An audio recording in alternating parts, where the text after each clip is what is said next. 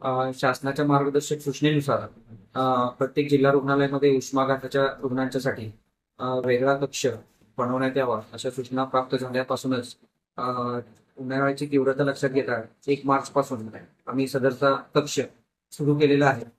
परंतु अद्यापही आपल्याकडे उष्माघाताचे किंवा तशी तत्सम लक्षणं असणारे एकही रुग्ण या कक्षामध्ये आम्ही ऍडमिट केलेले नाही किंवा आपल्या दवाखान्यामध्ये उष्माघाताचा रुग्ण अद्यापही आलेला नाही. उष्माघाताची लक्षणं अशी असतात की त्या रुग्णास चक्कर येणे, मळमळणे, उलट्या होणे, डोळ्यासमोर अंधारी येणे, हृदयाचे ठोके वाढणे, अतिशय गंभीर परिस्थिती असेल तर बेशुद्ध अवस्था होऊन चक्कर येऊन मूर्छितावस्था येणे अशा पद्धतीचे लक्षणं सदरच्या रुग्णांच्या मध्ये उष्माघातामुळे होऊ शकतात.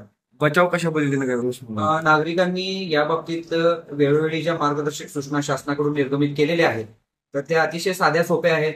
त्यांनी उन्हाशी संपर्क टाळावा, छत्री, गॉगल, टोपीचा वापर करावा, शक्यतो दुपारच्या वेळेस उन्हात बाहेर पडू नये, भरपूर पाणी प्यावं, ताक, जल पदार्थ, लिंबू सरबत, जे ऊर्जा देणारी फळे आहेत, उदाहरणार्थ उन्हाळ्यात मिळणारे जे काही कलिंगड आहे, द्राक्ष आहेत, संत्री, मोसंबी आहेत, अशा फळांचं सेवन करावं, भरपूर पाणी प्यावं. क्वचित प्रसंगी जास्त त्रास होत असल्यास ORSचं द्रावण जे घरामध्ये सुद्धा आपण मीठ साखर पाण्याचं करू शकतो किंवा साधं लिंबू पाणी अशा पद्धतीचे जल स्त्रोतांचे सेवन केल्यास सदरच्या रुग्णास तात्काळ आराम मिळू शकतो.